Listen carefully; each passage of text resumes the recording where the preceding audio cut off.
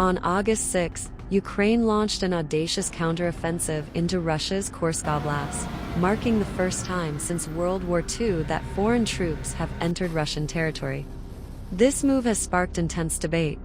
While Ukraine's goal was to relieve pressure from the Donbas front and change the narrative of the war, its decision to extend the conflict into Russia is facing scrutiny. Named Operation Kripost, this offensive succeeded in creating a tactical surprise and delivered initial gains for Kyiv. However, its larger strategic impact remains uncertain. Analysts argue that while the offensive may have temporarily diverted attention from the Russian Donbas advance, it has not yet provided decisive leverage in turning the tide of the war. Ukraine's situation in the Donbas remains precarious. Russian forces continue to press forward, especially around the key town of Pokrovsk.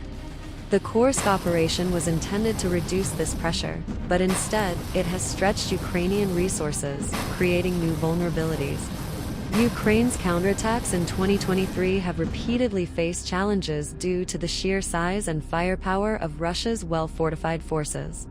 As Rob Lee, a military analyst, points out, the Kursk offensive appears to be part of Ukraine's broader strategy to expose Russia's weaknesses and demonstrate to Western allies that Ukraine still has the potential to win this war with enough support.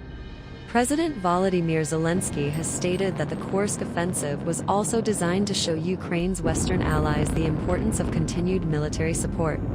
However, the operation has yet to yield the symbolic or strategic gains needed to rally more international backing. Interestingly, Russia's initial response to the incursion appeared measured. President Vladimir Putin remained silent on the offensive for a week, signaling that his focus remained on the main front in Donetsk. Instead of diverting significant forces to Kursk, Russia has maintained its advances in Donbas, positioning itself to potentially trap Ukrainian forces in Kursk.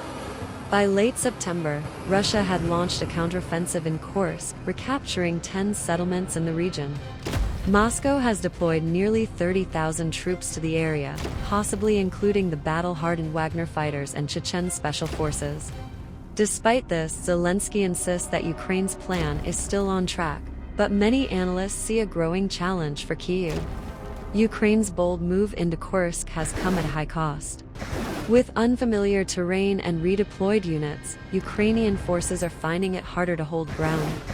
The long front line means more resources are required to defend Kursk, potentially weakening Ukraine's defensive positions elsewhere. Western military equipment, from HIMARS rocket launchers to Patriot missile systems, has played a crucial role in Ukraine's war effort. However, analysts warn that these systems are now at risk in Kursk. If Russian forces manage to overrun Ukrainian positions, some of this valuable equipment could be captured, shifting the balance in Russia's favor. As the situation unfolds, both sides are bracing for what comes next. Russia has avoided being drawn into a distraction, maintaining its main focus on Donetsk while gradually increasing pressure in Kursk. Meanwhile, Ukraine faces the challenge of holding onto its gains as the winter months approach and familiar terrain gives way to harsher conditions. Ukraine's Kursk offensive has changed the dynamics of the war, but whether it will prove to be a turning point or a costly miscalculation remains to be seen. As both sides reinforce their positions, the outcome of this operation could carry significant consequences for the broader conflict.